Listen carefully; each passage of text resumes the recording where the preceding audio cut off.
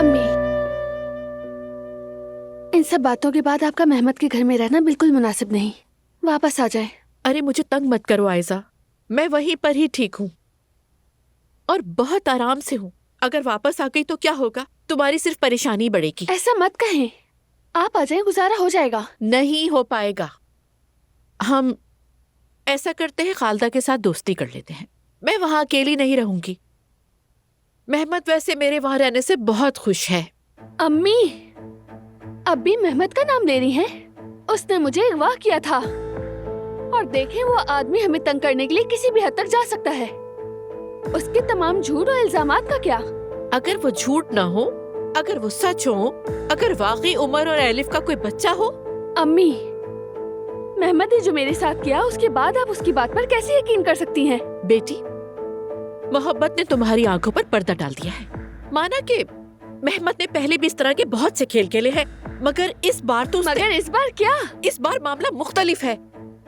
आयजा, देखो, वो तुम्हें एलिफ के बच्चे की पैदाइश वाले घर तक लेकर गया, यहाँ तक कि बच्चे की पैदाइश करवाने वाली औरत से भी मिलवा दिया। अरे वो औरत भी उसके झूठ का हिस्सा थी। उसे झूठ बोलने के लिए पैसे दिए गए थे। इतने यकीन से कैसे कह सकती हो तुम? मेहमत तुम्हें इतना बेवकूफ लगता है कि ऐसा झूठ बोलेगा? बात को समझो, अगर बच्चा ना होता तो क्या एलिफ सच बोल देती? क्या मेहमत खुद को कभी इतने बड़े खतरे में डालेगा? हो सकता है एलिफ भी इसमें शामिल हो। देखो, उन दोनों का 10 साल पहले का ताल्लुक था और उमर ने भी ये बात मान ली है। कैसा अजीब इत्तेफाक है कि सोचो जरा, उन्हीं दिनों एलिफ गायब हो जाती है और बच्चे का मामला सामने आ जाता है। देखो बेटी, बगैर आग के धुआं नहीं उठता कभी। अब तो आंखें खोल लो अपनी, जरूर कोई ना कोई मसलहत होगी।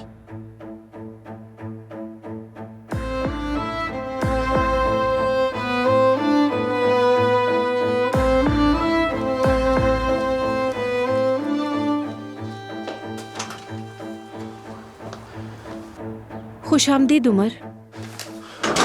एलिफ कहाँ है सफिया पा? जोया के कमरे में है। ठीक है। बेटा जरा एक मिनट ठहरो। सफिया, क्या तुम हमें थोड़ी देर के लिए अकेला छोड़ दोगी? जी जरूर। दादी जान, मुझे फौरन एलिफ से बात करनी है अभी। पहले जरा पुरसुकून हो जाओ, उससे में इस तरह बात नहीं की जाती। दादी जान, साफ लग रहा है ये मेहमत के साथ मिलकर खेल खेल रही है। मुमकिन है, मगर हकीकत सिर्फ एलिफ जानती है।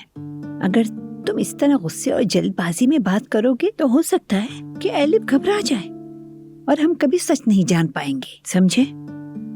अकल से काम लो, ये कोई मामूली बात नहीं। ये हमारे पूरे खानदान, हमारे सुकून और हमारे मुस्तकबिल को मुतासिर करने वाला मामला है। इसी हिसाब से एलिफ से बात करना, ठीक है? ठीक है रैया। जाओ बेटा।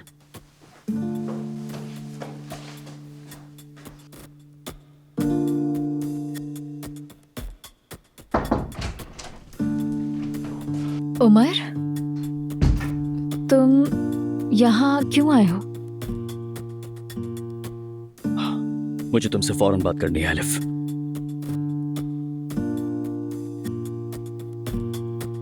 खैर जो भी हो, मुझे उमर पर भरोसा है। अगर वो कहता है झूठ है तो झूठ होगा।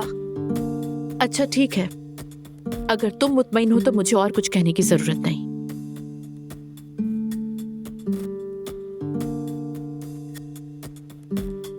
अगर ये सच होता तो वो बच्चा इस वक्त 10 साल का होता। आपको लगता है एलिफ ये बात उमर को बताने के लिए 10 साल इंतजार करती? अगर वाकई कोई बच्चा होता तो किसी ने उसे देखा क्यों नहीं? सफिया आपा तक को खबर क्यों नहीं हुई? क्योंकि हकीकत में कोई बच्चा है ही नहीं। लेकिन एलिफ भी तो सामने नहीं है। तुम सोचो ना, ये मामला सामने आते ही एलिफ फिर क्यों गायब हो गई? जरा ये इत्तेफाक तो देखो कि मेहमत तुम्हें उस घर ले जाता है और एलिफ गायब हो जाती है। क्योंकि मेहमद यही चाहता है कि एलिफ गायब हो जाए। वो हमें परेशान करना चाहता है, खुद भी इस खेल में शामिल है। इसके अलावा कोई वजह नहीं हो सकती। यकीन है तुम्हें?